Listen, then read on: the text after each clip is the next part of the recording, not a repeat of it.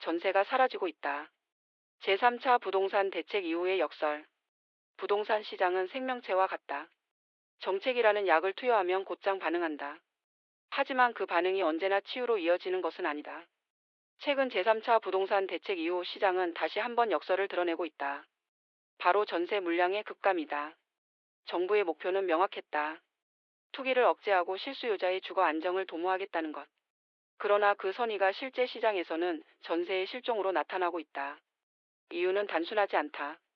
정책과 시장의 심리, 금리와 세금, 그리고 제도의 복합적 작용이 얽혀 있다. 첫째, 세제 강화로 인한 임대 회피 현상. 3차 대책 이후 다주택자에 대한 종합부동산세와 양도세 부담은 더욱 커졌다. 결과는 명확하다. 임대사업자 등록의 매력이 사라진 것이다. 과거엔 임대사업 등록을 통해 세제 혜택을 얻고 전세를 놓던 집주인들이 많았다.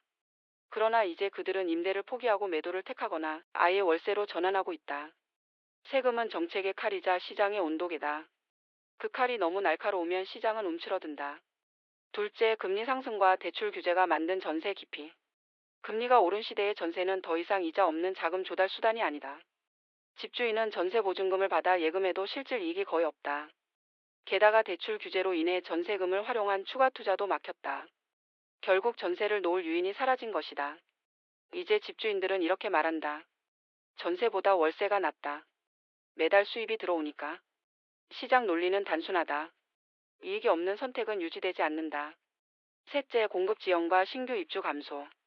3차 대책의 규제 강화는 건설사들의 신규 분양과 착공 의지를 약화시켰다.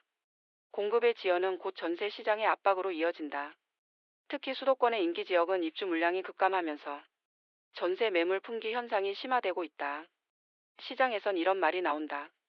살 집은 없고 남의 집 살기도 어렵다. 이것이 전세 시장의 현실이다. 넷째, 실수요자 중심 정책의 역효과. 정부는 실수요자 보호를 위해 대출 한도를 완화했지만 이는 오히려 전세 수요를 매매 수요로 전환시켰다.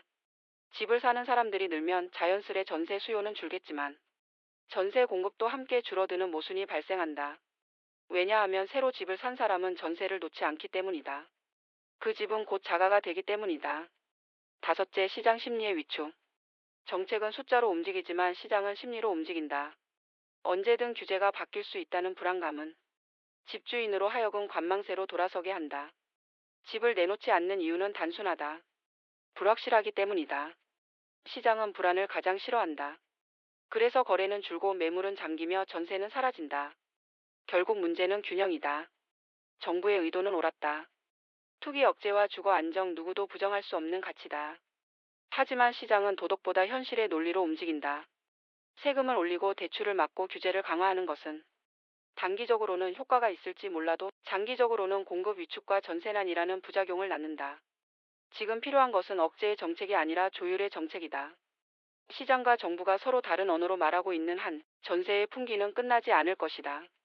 결론적으로 전세의 실종은 단순한 통계의 문제가 아니다. 그것은 시장이 보내는 신호이자 정책이 스스로를 돌아봐야 할 거울이다. 집은 숫자가 아니라 사람의 이야기다.